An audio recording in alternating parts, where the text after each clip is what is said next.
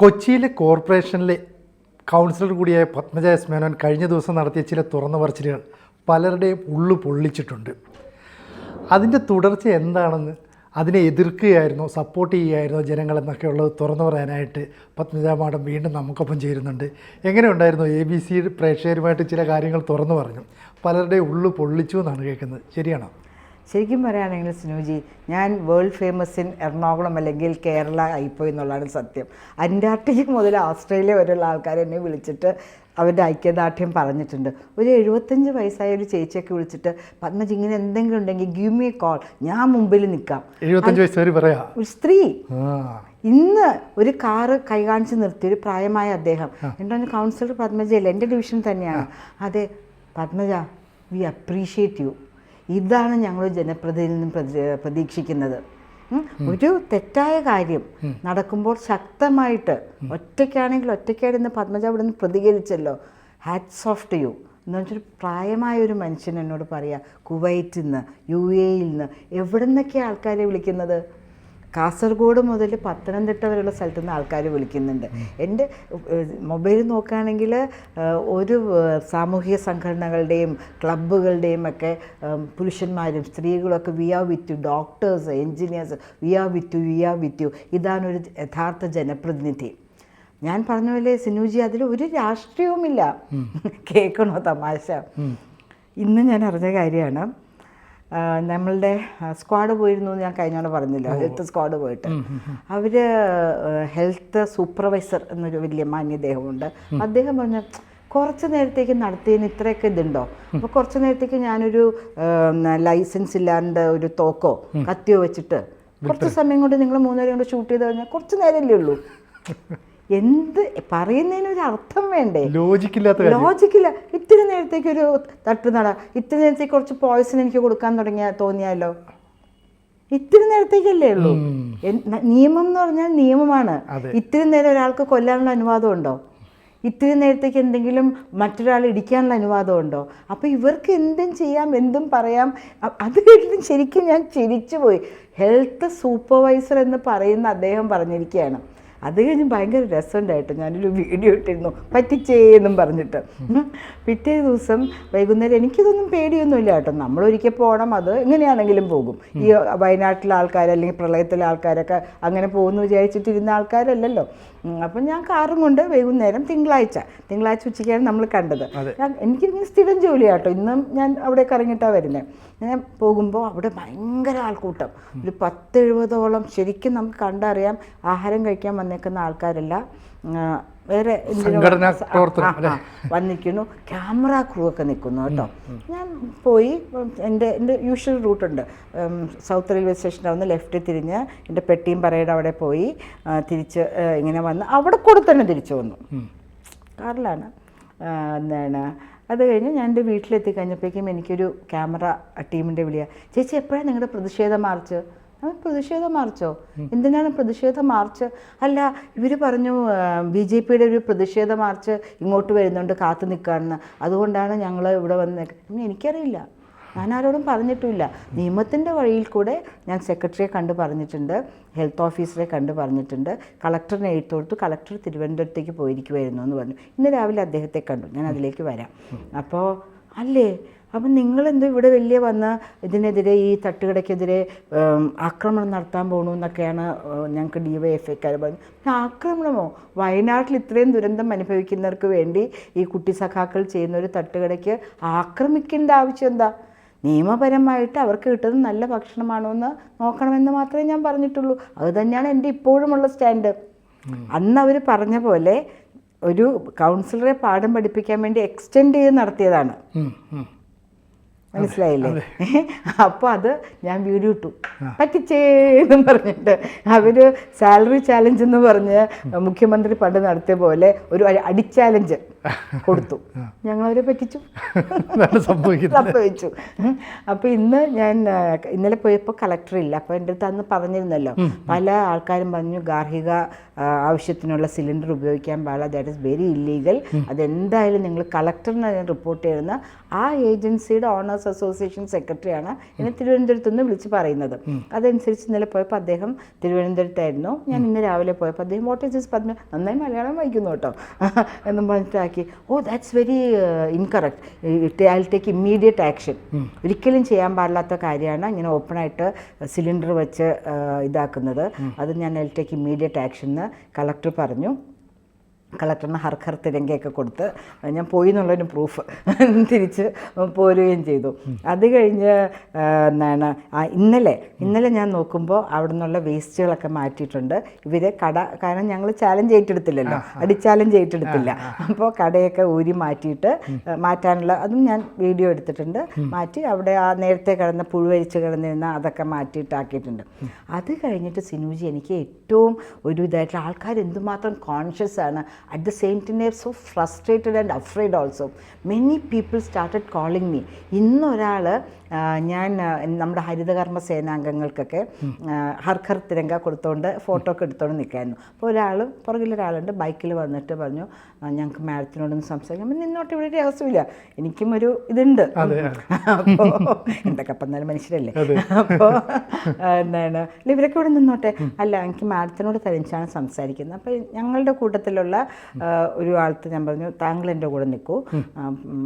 അപ്പോൾ വന്ന ആൾ പറഞ്ഞു, ഇവരുടെ ഇടയിൽ കുറേ സ്പൈ ഉണ്ട്, അയാൾ CPM കാരനാണ്, ഇയാൾ CPM കാരനാണ്, അങ്ങനെയാണ് ഇങ്ങനെയാണ്. അപ്പോൾ അത് പോകും, എൻ്റെ ജീവന്, എൻ്റെ അല്ല അദ്ദേഹത്തിൻ്റെ ജീവന് ഇതാവും. അപ്പോൾ ആ വീഡിയോയിൽ ഒരാളെ കാണിക്കുന്നുണ്ടല്ലോ, നീല ഷർട്ടിട്ട് പല്ല് പോയത്, അയാൾക്കെതിരെ 2 LP ഉണ്ട്. അപ്പം ഞാൻ ചോദിച്ചത് എന്താണ് ഈ LP എന്ന് പറഞ്ഞാൽ, അപ്പോൾ എവിടെ കണ്ടാലും അറസ്റ്റ് ചെയ്യാനായിട്ടുള്ള വാറൻ്റാണ് അത്രേ. അയാളാണ് ആ വന്ന് നിന്ന് എൻ്റെ ലൈവിൽ മുഴുവനും പല്ലില്ലാതെ നീല ഷർട്ടിട്ട്. അപ്പോൾ അത് വളരെ ഡേഞ്ചറസ് ആൻഡ് ക്രിമിനൽ ആയിട്ടുള്ള ആളാണ്.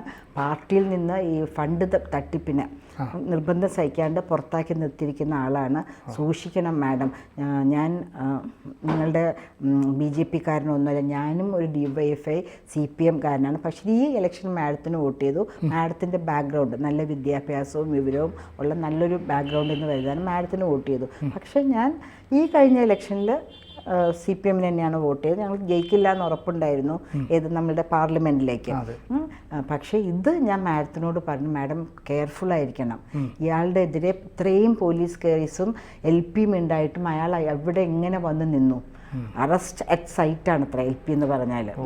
അപ്പം ഞാൻ ഇത് മനസ്സിൽ പേര് ചോദിച്ചു, അദ്ദേഹം പേര് പറഞ്ഞു. ഞാൻ പറയുന്നില്ല, ഞാൻ പോലീസ് സ്റ്റേഷനിൽ കൊടുത്തിട്ടുണ്ട്. അതൊക്കെ കഴിഞ്ഞിട്ട് ഞാൻ നേരെ പോലീസ് സ്റ്റേഷനിൽ മൊഴി എടുക്കാൻ പോയി. നമ്മൾ മൊഴി കൊടുക്കാൻ ചെല്ലുമ്പോൾ പോലീസുകാരുടെ സമീപനം നമുക്ക് പോസിറ്റീവ്. ഞാനൊന്ന് ദീർഘനിശ്വാസം എടുത്തത് കേട്ടോ. അപ്പോൾ അങ്ങനെ കാത്തിരിക്കുമ്പോൾ കൗൺസിലറാണ് കേട്ടോ, പ്രോട്ടോക്കോൾ ലിസ്റ്റിൽ 36ാമത്തെ സ്ഥാനത്താണ് കൗൺസിലറിനുള്ളത്. അത് വലിയ സ്ഥാനമൊന്നുമല്ല, എന്നാലും ഇന്നലെ ആരോ എന്നോട് പറഞ്ഞതാണ് അത്ര വലിയ സ്ഥാനമുള്ള വ്യക്തിയാണ് ഞാൻ പറഞ്ഞതാണ്. അപ്പോൾ അവിടുത്തെ CA ഒന്ന് കണ്ടിട്ട് ഇതാക്കാമെന്ന് പറഞ്ഞു. CA was so antagonistic. പുള്ളി ഭയങ്കര, നിങ്ങളെന്താണ് മൊഴിയെടുക്കാനായിട്ട് പോകും, നിങ്ങൾക്ക് ഈ കേസിലൊരു താല്പര്യമില്ല എന്നല്ലേ അത് കാണിക്കുന്നത്, നിങ്ങളിവിടെ മൊഴി കൊടുക്കാനുമായിട്ട് വന്നു. ഞാൻ സാറേ, ഞാൻ ഞായറാഴ്ച രാത്രി വന്നതാണ്. ഞായറാഴ്ച രാത്രി വന്നപ്പോൾ പറഞ്ഞു തിങ്കളാഴ്ച റെസീറ്റ് തരാമെന്ന് പറഞ്ഞു. അപ്പോഴും എപ്പോൾ മൊഴിയെടുക്കണം വരണമെന്ന് പറഞ്ഞില്ല. തിങ്കളാഴ്ച മാതൃഭൂമിക്കാർ വിളിച്ചു ചോദിച്ചപ്പോൾ പറഞ്ഞു അങ്ങനെ ഒരു പരാതിയെ കിട്ടിയിട്ടില്ല എന്ന്. ഞാൻ വൈകുന്നേരം ചെന്നിട്ട് ഫയലിൻ്റെ ഇടയിൽ നിന്ന് ഈ പരാതി പൊക്കിയെടുത്താണ് എൻ്റർ ചെയ്ത് റെസീറ്റ് മേടിച്ചത്. അപ്പോൾ അത് ഒന്ന് മാറി, അതിൽ ഇല്ല. സാർ അനാവശ്യമായിട്ട് 3 തവണ എന്നൊന്നും പറയരുത്, മൊഴിയെടുക്കാണ്ട് പോയിരുന്നു. പറയുമ്പോൾ കൃത്യമായിട്ട് സംസാരിച്ചു. അങ്ങയുടെ മുഖഭാവവും the way he was speaking very rude and impolite. ഒരു കൗൺസിലറാണ്, ഒരു സ്ത്രീയാണ്. കൗൺസിലർ എന്ന് പറഞ്ഞൊരു വലിയ സംഭവം എന്നല്ല ഞാൻ പറയുന്നത്. പക്ഷെ നമ്മളോട് പ്രതികരിക്കുമ്പോൾ, ഏത് സ്ത്രീയോട് പ്രതികരിക്കുമ്പോഴും കൃത്യമായിരിക്കണം. അതെനിക്ക് നിർബന്ധമുള്ള കാര്യമാണ്, കൃത്യമായിരിക്കണം കണക്കുകൾ. പിന്നെ അന്ന് വൈകുന്നേരം ഇപ്പം നമ്മൾ ഈ റെസീറ്റ് മേടിച്ച് ഇവിടെ നിന്ന് തന്നെ പോയിട്ടാണ്, ഞാൻ പറഞ്ഞിട്ടാണ് പോകുന്നത് പോലീസിൽ. അപ്പോൾ അവിടെ ഒരു അസിസ്റ്റൻ്റ് SI ആ മാഡം ഇങ്ങനെ മൊഴി എടുത്തുകൊണ്ടിരിക്കുമ്പോൾ ഒരു പോലീസുകാരൻ വന്ന് അവർക്ക് അറ്റൻഷൻ കിട്ടാത്ത പോലെ ഇങ്ങനെ സംസാരിച്ചുകൊണ്ടിരിക്കുകയാണ്. അപ്പോൾ എനിക്ക് തോന്നി അത് ഒരു ഇതല്ല. അത് മാത്രമല്ല എനിക്ക് കുടുംബശ്രീയുടെ ഒരു മീറ്റിംഗ് ഉണ്ടായിരുന്നു. ഞാൻ കുറേ നേരം അവർ ഒരു അക്ഷരം പോലും അതിൽ എഴുതിയിട്ടില്ല. ഈ പോലീസുകാരും വന്ന് അപ്പോൾ അവർ പണ്ട് ഈ കേസ് എനിക്ക് വേണ്ട, അല്ല നിങ്ങളത് ചെയ്യണം ഇങ്ങനെ ചെയ്യണം എന്ന് പറഞ്ഞാൽ ഒരു ഇതുപോലെ ഡിസ്റ്റർബ് ചെയ്യാനോ സത്യമാണോ എന്ന് അറിയില്ല. എന്തായാലും nothing was happening. I SAT they for about 20 to 25 minutes and nothing was happening and I had the Kudumbashree meeting. അപ്പോൾ അതിനെ പോകാണ്ടിരിക്കാൻ പറ്റില്ല. അപ്പോൾ ഞാൻ സോറി എന്ന് പറഞ്ഞു പോയി. ഇന്നലെ ഞാൻ അവിടെ മൊഴി കൊടുക്കാനായിട്ട് പോയപ്പോൾ വേറെ ആർക്കോ കൊടുത്തുകൊണ്ടിരിക്കുകയാണ്, വെയിറ്റ് ചെയ്യാൻ പറഞ്ഞു. അപ്പോൾ അവിടെ വെയിറ്റ് ചെയ്തിരിക്കുമ്പോൾ എനിക്ക് വേറെ ജോലിയൊന്നുമില്ല. അപ്പോഴാണ് എനിക്കൊരു ഫോൺ കോൾ വരുന്നത്.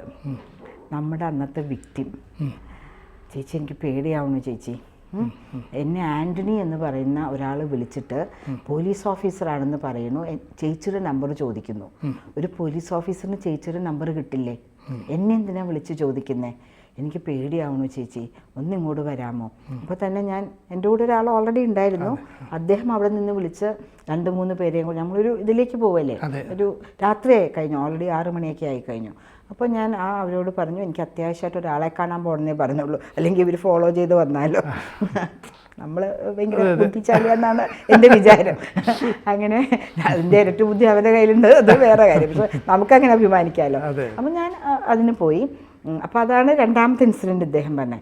ഞങ്ങളപ്പോൾ അവിടെ ചെന്നപ്പോൾ കാണുന്ന സ്ഥലം ഞാൻ പറയുന്നില്ല, ഞാൻ വീഡിയോ എടുത്തിട്ടുണ്ട്. അദ്ദേഹത്തിൻ്റെ മുഖം മാസ്ക് ചെയ്തിട്ട് നമ്മളൊരു ബട്ടർഫ്ലൈ ടച്ച്, അദ്ദേഹത്തിന് ഇവിടെ എത്തിയാൽ മതി അയ്യോ എന്ന് പറഞ്ഞ് അദ്ദേഹം, പേടിയല്ല വേദന.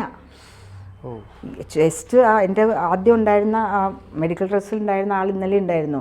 അപ്പോൾ അദ്ദേഹം ഇവിടേക്ക് ഇങ്ങനെ തൊടാൻ വയ്യത്തോളം തിമിർത്തിരിക്കുകയാണേ. അദ്ദേഹം ഷർട്ടിൻ്റെ ബട്ടൺസ് ഒരിപ്പം തിമിർത്ത് കിടക്കുകയാണ് ഇവിടെയൊക്കെ. അപ്പം ഞങ്ങളിങ്ങനെ മാസ്ക് വെച്ചിട്ട് അദ്ദേഹം പറഞ്ഞ് എനിക്ക് ഞങ്ങൾ കാണിച്ചു കൊടുത്തു വീഡിയോ, ഇതാരൊക്കെ. അപ്പം അദ്ദേഹം ഐഡൻറ്റിഫൈ ചെയ്തു ആരൊക്കെയാണ് അദ്ദേഹത്തിനെ ഇടിച്ചത്, ആരൊക്കെയാണെന്ന് അദ്ദേഹം ഐഡൻറ്റിഫൈ ചെയ്തു. എല്ലാവരും ഐഡൻറ്റിഫൈ ചെയ്തു തന്നു. പക്ഷെ അദ്ദേഹത്തിന് പേടിയാണ്. പിന്നെ ഞങ്ങൾ കുറച്ച് നേരം സംസാരിച്ചിട്ട് പോന്നു. ഞങ്ങൾ എന്തായാലും കൂടെയുണ്ട്, നിങ്ങൾ പറയേണ്ട, ഈ ഗവൺമെൻറ് ജോലി പോയാൽ ഞങ്ങൾ വേറെ ഏതെങ്കിലും ഗവൺമെൻറ്റിൽ ജോലി മേടിച്ചു തരാമെന്നൊക്കെ ആശ്വസിപ്പിച്ചിട്ട് വന്നു. അത് കഴിഞ്ഞിട്ടാണ് രസം. ഞങ്ങളൊക്കെ കയറി കുറച്ച് നേരം കഴിഞ്ഞപ്പോൾ ഒരു സ്ത്രീ, ഭയങ്കര ഡ്രാമ വോയിസ്, ഭയങ്കര സങ്കടം. ഞാൻ അദ്ദേഹത്തിൻ്റെ വളരെ അടുത്ത സുഹൃത്താണ്, നിങ്ങൾ അദ്ദേഹത്തെ കാണാൻ പോയിരുന്നു എന്നറിയാം. അപ്പം ഞാൻ എൻ്റെ ബുദ്ധിയൊക്കെ വെറുതെ ആയില്ലേ, ഇവന്മാർ നമ്മളെ ഫോളോ ചെയ്തിട്ടുണ്ട്, ഞാൻ അതിബുദ്ധിശാലിയാണെന്ന് പറഞ്ഞൊക്കെ ഷൂ ആയിപ്പോയി. നിങ്ങളവിടെ കാണാൻ, അപ്പം നിങ്ങൾക്ക് എങ്ങനെ മനസ്സിലായി? അല്ല എന്നോട് അദ്ദേഹം പറഞ്ഞു ആ മാഡത്തിൻ്റെ ഇതിൽ കാണുന്നതിൽ ആ ഒരു പ്രത്യേക വ്യക്തിയാണോ അത്? നമ്മൾ നിങ്ങളുടെ അടുത്ത സുഹൃത്തിന് നിങ്ങൾക്ക് അറിഞ്ഞൂടെ? അല്ല അദ്ദേഹത്തിനാണോ അടി കിട്ടിയതെന്ന് അറിയാൻ വേണ്ടിയിട്ട് ചോദിക്കുകയാണ്. നമ്മൾ ഇതൊന്നും നിങ്ങൾ എൻ്റെ അടുത്ത് എടുക്കേണ്ട ഡ്രാമയൊന്നും, നിങ്ങൾ ആരാണെന്ന് എനിക്ക് മനസ്സിലായി. നിങ്ങൾ ഇത്രയും ഇമോഷണലായിട്ടൊന്നും സംസാരിക്കേണ്ട ആവശ്യമില്ല, നിങ്ങൾ എന്തിനു വേണ്ടി വിളിക്കുന്നുവെന്നും എന്താണ് നിങ്ങളുടെ ഉദ്ദേശമെന്നും മനസ്സിലായി. ഞങ്ങൾ അവിടം വരെ പോയിരുന്നു നിങ്ങൾക്ക് മനസ്സിലായ സ്ഥിതിക്ക് അവിടെ കയറി നോക്കിയാൽ ആരാണെന്ന് കണ്ടുപിടിക്കാമല്ലോ. ഈ അടുത്ത സുഹൃത്തിന് ഞങ്ങൾ വിളിച്ചു, പക്ഷെ അദ്ദേഹം ഒന്നും തെളിച്ച് പറയുന്നില്ല. അപ്പോൾ ഈ ഇന്ന ആളാണോ, നീണ്ട കണ്ണാണോ, ചുമന്ന ഷർട്ടാണോ എന്നൊക്കെ എന്നോട് ചോദിക്കേണ്ട ആ ആളോട് നിങ്ങളുടെ അടുത്ത സുഹൃത്താണ് നിങ്ങൾ വിളിച്ച് സംസാരിച്ച് കഴിഞ്ഞു. പിന്നെ നിങ്ങൾ എന്തിനാണത് റീക്ലാരിഫൈ ചെയ്യണേ? ചുമന്ന ഷർട്ട് ഇട്ട ആളാണോ, പച്ച ഷൂസ് ആയിരുന്നോ എന്നൊക്കെ വീഡിയോയിൽ ചോദിക്കേണ്ട ആവശ്യമില്ലല്ലോ. അപ്പം തന്നെ ഞാൻ വിജിലൻസിലേക്ക് റിപ്പോർട്ട് ചെയ്തു. അവിടെ ഇരുന്നുകൊണ്ട് തന്നെ, കാറിലിരുന്നുകൊണ്ട് തന്നെ വിജിലൻസിലേക്ക് ഞാനത് റിപ്പോർട്ട് ചെയ്തു. ഇങ്ങനെ ഒരു കോൾ വന്നിട്ടുണ്ട്, I am sure it's nothing to do with this man, this is somebody trying to trace him or who is following us. ഇന്ന് രാവിലെ അതേ മാന്യ യുവതി വിളിച്ചിരിക്കുന്നു, സഹോദരിയാണെന്ന് പറഞ്ഞിട്ട് അഡ്മിറ്റ് ചെയ്യണം, അദ്ദേഹത്തെ അഡ്മിറ്റ് ചെയ്യണം, ഞങ്ങൾ സഹിക്കാൻ വയ്യ. നിങ്ങളെന്താ വിചാരിച്ചേക്കണേ? ഒരേ ശബ്ദത്തിൽ ഒരേ ഡ്രാമ കളിച്ച ഞാനിപ്പോൾ LKGയിലേക്ക് ചേരാൻ, പ്ലേ സ്കൂളിലേക്ക് ചേരാൻ എൻ്റെ അമ്മയുടെ കൈ പിടിച്ച് പോണ കുട്ടിയല്ല, എട്ടും പൊട്ടും തിരിയാത്ത പാവാടക്കാരിയല്ല. എനിക്ക് നിങ്ങളുടെ നമ്പർ ഞാൻ സേവ്ഡാണ്, അതിനുള്ള ബോധമെങ്കിലും നിങ്ങൾ കാണിക്കൂ. ഇന്നലെ അടുത്ത സുഹൃത്ത് കാമുകി, ഇന്ന് രാവിലെ സഹോദരി, നാളെ നിങ്ങൾ വിളിക്കാൻ പോണ അമ്മയായിട്ടാണോ, ഭാര്യയായിട്ടാണോ? അപ്പം ഇത്തിരിയൊക്കെ ബുദ്ധിയും ബോധമുള്ളൊരു സ്ത്രീയോടാണ് നിങ്ങൾ സംസാരിക്കുന്നതെന്ന് നിങ്ങളൊന്ന് മനസ്സിലാക്കൂ. അല്ല ഉടനെ ഹോസ്പിറ്റലൈസ് ചെയ്യണം, അദ്ദേഹത്തിന് ഒട്ടും വയ്യ, നമ്മൾ നിങ്ങൾ പോയി അഡ്മിറ്റ് ചെയ്യൂ, നിങ്ങളുടെ സഹോദരനല്ലേ, നിങ്ങൾക്ക് പോയി അഡ്മിറ്റ് ചെയ്താൽ അതല്ലേ കൂടുതൽ നല്ലത്. ഞങ്ങളെന്തിനാ കൊണ്ട് അഡ്മിറ്റ് ചെയ്യുന്നത്? ഇതാണ് ഇവിടെ ഇതിൻ്റെ പുറകിൽ നടക്കുന്ന കളികൾ. അതിനിടയ്ക്ക് ഒരു ചാനലിൽ വന്ന ഒരു ഇതിനെ ഇൻസിഡൻറ്റിനോടനുബന്ധിച്ച് വന്നൊരു, ശരിക്കും ഇറ്റ് വാസ് റിയലി അപ്സെറ്റിംഗ്. അപ്പം ഞാൻ പറയുന്നതും കാണിക്കുന്നുണ്ട്, DYFIയുടെ ഒരു നീല ഷർട്ടിട്ട നേതാവ് പറയുന്നതും കാണിക്കുന്നുണ്ട്. അപ്പോൾ ആ ചാനൽ അതിനെ വളച്ചൊടിച്ച് ഞങ്ങൾ അവിടെ കയറി ആക്രമിക്കാൻ ശ്രമിച്ചു എന്നോ, ഒരു ലൈസൻസ് ഉണ്ടോ എന്നൊരു കൗൺസിലറിന് ചോദിക്കാൻ പോലും പറ്റാത്ത വിധത്തിൽ ഇവിടെ എങ്ങനെയാണ് കാര്യങ്ങൾ നടക്കുന്നത്? നമ്മളുടെ കൂടെയുള്ള പല കൗൺസിലർമാരും എന്നോട് വിളിച്ച് പറയുന്നുണ്ട്, മുനിസിപ്പാലിറ്റിയിലെയും കോർപ്പറേഷനിൽ വേറെ കക്ഷികളുടെയും പഞ്ചായത്തിലേക്ക് മെമ്പർമാർ കണ്ണടച്ച് കളയൂ, ഇത്രയും ധൈര്യം കാണിക്കല്ലേ പത്മജ, എന്തിനു വേണ്ടിയാണ്, ആർക്ക് വേണമെന്ന് ജനങ്ങൾ വിശ്വാസത്തോടെ, ഇപ്പം നേരത്തെ പറഞ്ഞില്ലേ ഒരു DYFIക്കാരൻ എൻ്റെ ബാക്ക്ഗ്രൗണ്ട് നോക്കി എനിക്ക് വോട്ട് ചെയ്തു, പക്ഷേ ഇത്തവണ പാർലമെൻറ്റിൽ CPMന് വോട്ട് ചെയ്തു എന്ന്. അപ്പോൾ ആൾക്കാർ എന്നിൽ നിന്നും കുറച്ച് പ്രതീക്ഷിക്കുന്നുണ്ട്. എൻ്റെ വിദ്യാഭ്യാസം, ഞാൻ കാണിച്ചിരിക്കുന്ന മെറിറ്റുകൾ, എൻ്റെ ഫാമിലി ബാക്ക്ഗ്രൗണ്ട്, അപ്പോൾ how can I let them down by just being a എന്താ പറയുക ഇന്നലെ നേരത്തെ പറഞ്ഞ പോലെ നമ്മൾ വെറുതെ ഒപ്പിടാൻ വേണ്ടിയിട്ട്, ജനങ്ങളുടെ മരണ സർട്ടിഫിക്കറ്റ് ഒപ്പിട്ട് കൊടുക്കാൻ, വിധവാ പെൻഷൻ ഒപ്പിട്ട് കൊടുക്കാൻ വേണ്ടിയിട്ട് ഞാൻ ഓണറേറിയം മേടിച്ചിരിക്കേണ്ട ആവശ്യമില്ലല്ലോ. എത്ര പേരെ എന്നെ വിളിക്കുന്നേ, പത്മജ നമുക്ക് പേടിയാവണു Padmaja, we like you as a person, പക്ഷേ ഇവരോട് മല്ലിട്ട് നിൽക്കില്ല. കൊച്ചിൻ കോർപ്പറേഷനിൽ നിന്ന് മറ്റേ പാർട്ടിയിൽപ്പെട്ട സ്ത്രീകളും പുരുഷന്മാരും വിളിച്ചിട്ട് MLA വിളിച്ചു എന്നെ, എന്താ ചേച്ചി ഇത്, അവരോടൊന്നും മല്ലിട്ട് നിൽക്കാൻ പറ്റില്ല. പക്ഷെ നമുക്ക് അങ്ങനെയല്ല, നമുക്കൊരു അനീതിക്ക് നേരെ കണ്ണടച്ച് ഒന്നുമില്ലെങ്കിൽ സ്ഥാനം രാജിവെക്കണം. പണ്ടത്തെ പോലെ ഒരു ജേർണലിസ്റ്റായിട്ട് ഞാൻ ഇവിടെ എടുക്കാതെ ഞാൻ വരാം കേട്ടോ. അപ്പോൾ ജേർണലിസ്റ്റായിട്ട് തുറന്ന് എക്സ്പോസ് ചെയ്ത് കാണിക്കുക, അത്രമാത്രം ഡാറ്റ എൻ്റെ കയ്യിലുണ്ട്. അല്ലെങ്കിൽ സത്യസന്ധമായിട്ടൊരു കൗൺസിലർ എന്ന നിലയിൽ ജനങ്ങൾക്ക് വേണ്ടി പ്രവർത്തിക്കുക. കാശുകാരൻ എന്തെങ്കിലും ചെയ്താൽ കണ്ണടക്കുകയും, കാശില്ലാത്തൊരു ഒരു കൊച്ചു പെട്ടിക്കാരൻ ചെയ്താൽ അത് വലിയ കഷ്ടം, വലിയ കുറ്റം. ഒരു വലിയ DYFIക്കാരൻ വലിയ നിലയിൽ ചെയ്താൽ ഒരു കുഴപ്പമില്ല. നേരത്തെ പറഞ്ഞില്ലേ, കുറച്ച് നേരത്തേക്ക് ഒരു തോക്ക് എനിക്ക് തരൂ, കുറച്ച് നേരത്തേക്ക് ഒരു 2 സെക്കൻഡ് 4 വരെ കൊല്ലാമല്ലോ, ടിക് ടിക് ടിക് ടിക് ടിക് അല്ലേ? അപ്പോൾ ഇതാണ് ആ അന്നത്തെ പരിപാടിക്ക് ശേഷം ഹെൽത്ത് ഓഫീസർ പറയുന്നത്. കുറച്ച് നേരത്തേക്ക് വേണ്ടി ഹെൽത്ത് ചെക്കിങ്ങിന് പോയവർ ഒന്നും കണ്ടിട്ടില്ല, ഈ പുഴുവരിക്കുന്ന പാത്രങ്ങൾ കണ്ടിട്ടില്ല, അവിടെ കിടക്കുന്ന വേസ്റ്റുകൾ കണ്ടിട്ടില്ല, അവരൊന്നും കണ്ടിട്ടില്ല, നിയമലംഘനമില്ല, ഒരു ലംഘനമില്ല, ഒന്നുമില്ല. ചെൽസാസിനി മാഡം, ഞങ്ങളുടെ കോർപ്പറേഷൻ സെക്രട്ടറി, IAS ഓഫീസറാണ്, വെരി സ്മാർട്ട് ലേഡി. മാഡത്തിനെ കണ്ട് ഞാൻ പറഞ്ഞു, മാനേജർ പറഞ്ഞു I will take immediate action, I will inform health ഓഫീസേഴ്സിന്. He is aware of it. അദ്ദേഹമാണ് എനിക്ക് ഹെൽത്ത് സൂപ്പർവൈസറുടെ നമ്പർ തന്നത്. He is aware of it. പിന്നെ രാത്രി സ്ക്വാഡുണ്ട്, ഞങ്ങളത് പൊളിച്ച് മാറ്റാം എന്നൊക്കെ പറഞ്ഞു. പക്ഷെ അന്ന് വൈകുന്നേരം തിങ്കളാഴ്ച അവർ ഞങ്ങളെ എക്സ്പെക്റ്റ് ചെയ്ത് നിന്ന അടി ചലഞ്ച് കഴിഞ്ഞ് അവർ തന്നെ ചൊവ്വാഴ്ച അത് പൊളിച്ച് മാറ്റി. എന്തായാലും ഒരു ഭീഷണിയുടെ ഒരു ചുറ്റുവട്ടത്ത് തന്നെയാണ് ഇപ്പോഴും നിലകൊള്ളുന്നതെന്ന് തന്നെ പറയാം അല്ലേ? എന്തായാലും അതിനുശേഷം എന്ത് നടന്നു എന്നുള്ള പ്രേക്ഷകരുടെ ഒരു ആകാംക്ഷയ്ക്ക് വിരാമം ഇടുക എന്നുള്ളതാണ് കൗൺസിലർ തന്നെ നേരിട്ട് വന്ന് കാര്യങ്ങൾ വിശദീകരിക്കുന്നതിലൂടെ വ്യക്തമാക്കുന്നത്. ഇതുകൊണ്ട് തീരുമെന്ന് നമ്മളും പ്രതീക്ഷിക്കേണ്ട. കാരണം ഈ പറഞ്ഞ മൊഴി കൊടുത്തതിൻ്റെ അടിസ്ഥാനത്തിൽ ഇനി എന്ത് നടപടി ഉണ്ടാകും? ഇനി ഈ DYFIക്കാർക്ക് ഉണ്ടായ ഒരു നാണക്കേട്, അവർക്കൊരു വലിയൊരു പ്രതിച്ഛായ നഷ്ടമാണ് ഉണ്ടായത്. അപ്പോൾ അത് എങ്ങനെയായിരിക്കും ഒരു നാണക്കേട്, അവർക്കുള്ള ഉണ്ടായ നാണക്കേട്, യാതൊരു നിയമപരിരക്ഷയും ഇല്ലാണ്ട് അവർ കാട്ടിക്കൂട്ടിയതിന് ജനങ്ങളുടെ മുഴുവൻ സപ്പോർട്ട് നമുക്ക് കിട്ടിയെന്ന് പറയുകയാണെങ്കിൽ നീതിക്കും നിയമത്തിനും കിട്ടി. അതാണ് അവർക്ക് വിഷമായത്. അതെ. അപ്പം പ്രായഭേദമന്യേ ഞങ്ങളുടെ കൗൺസിലർ ഇങ്ങനെ ആവണം, ഞങ്ങൾക്ക് ഇങ്ങനെ ഒരു കൗൺസിലറെയാണ് വേണ്ടതെന്ന് ആ നാട്ടിലെ ജനങ്ങൾ പറയണമെങ്കിൽ അത്രയും ബോൾഡായിട്ടുള്ള ഡിസിഷനാണ് എടുത്തത്. എന്തായാലും അത്തരത്തിലുള്ള തീരുമാനങ്ങളുമായി ഇനിയും മുന്നോട്ട് പോകട്ടെ, ഞങ്ങളും കൂടെ ഉണ്ടാകുമെന്ന് ഉറപ്പ് തരുന്നു. Thank you. കൂടുതൽ വാർത്തകളും വിശേഷങ്ങളും നിങ്ങളിലേക്ക് എത്താൻ ABC മലയാളം സബ്സ്ക്രൈബ് ചെയ്യുക, ബെൽ ബട്ടണും അമർത്തുക.